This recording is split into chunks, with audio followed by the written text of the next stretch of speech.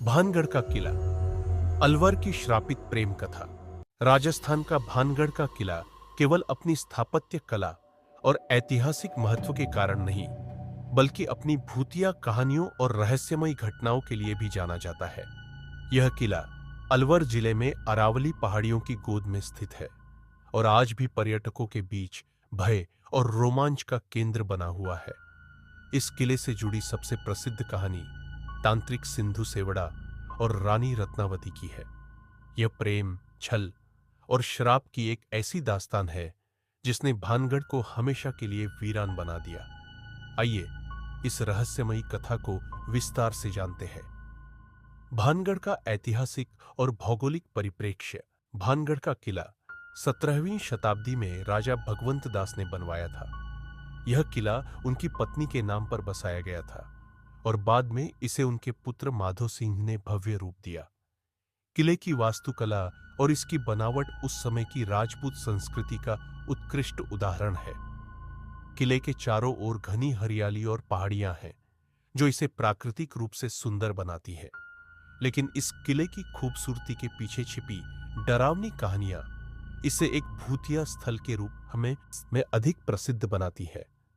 भानगढ़ की इस कहानी का मुख्य पात्र रानी रत्नावती थी, जो अपने समय की सबसे सुंदर और बुद्धिमान महिला मानी जाती थी। उनकी सुंदरता की चर्चा न केवल भानगढ़ के आसपास बल्कि दूर दूर के राज्यों तक फैली हुई थी। कई राजकुमार और राजा उनसे विवाह करना चाहते थे, लेकिन भाग्य ने उनके जीवन में कुछ और ही लिखा था। तांत्रिक सिंधु सेवड़ा और उसकी खतरनाक चाहत। रानी रत्नावती की सुंदरता का जादू केवल सामान्य लोगों पर नहीं, बल्कि एक तांत्रिक सिंधु सेवड़ा पर भी छा गया था। सिंधु सेवड़ा एक काला जादू करने वाला तांत्रिक था जो किले के पास के जंगल में रहता था।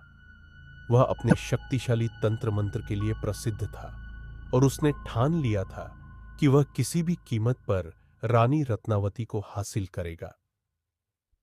सिंधु सेवड़ा जानता था कि रानी से सीधे जाकर प्रेम की बात करना उसके लिए असंभव है, क्योंकि रानी एक राज परिवार से थी और कई योद्धा उनकी रक्षा करते थे। इसलिए उसने अपने तांत्रिक ज्ञान का इस्तेमाल करने का निश्चय किया।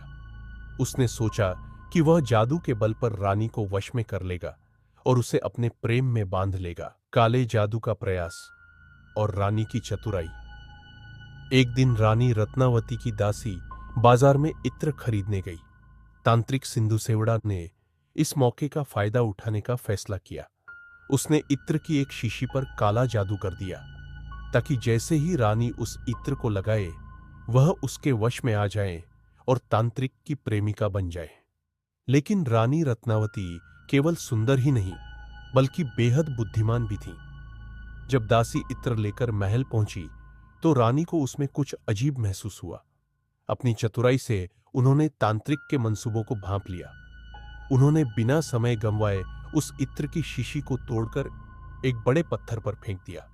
जैसे ही इत्र पत्थर पर गिरा, पत्थर तांत्रिक के जादू के प्रभाव में आ गया और हवा में उछलकर सीधा सिंधु सेवड़ा पर गिर गया, जिससे उसकी तत्काल मौत हो गई। तांत्रिक का अंतिम श्राप। मौत से पहले तांत्रिक सिंधु सेवड़ा ने रानी और भानगढ़ के किले को श्राप दे दिया। उसने कहा कि रानी रत्नावती और भानगढ़ के सभी लोग जल्द ही नष्ट हो जाएंगे और पूरा किला हमेशा के लिए वीरान हो जाएगा। यही नहीं, उसने यह भी श्राप दिया कि इस किले में जो भी रात्रिश में ठहरेगा वह जीवित नहीं बचेगा। कहानी कहती है कि तांत्रिक के श्राप के कारण कुछ ही समय बाद भानगढ़ पर दुश्मन राज्य ने हमला कर दिया। इस युद्ध में रानी रत्नावती सहित किले के सभी लोग मारे गए। कहा जाता है कि रानी की आत्मा आज भी इस किले में भटकती है और तांत्रिक के श्राप के कारण भानगढ़ में कोई शांति नहीं है। किला क्यों है आज भी वीरान? तांत्रिक के श्राप के बाद से ही भानगढ़ का किला पूरी तरह से वीरान हो गया। स्थानीय लोगों का मानना है कि किले में आज भी तांत्रिक और रानी रत्नावती की आत्माएं भटकती हैं।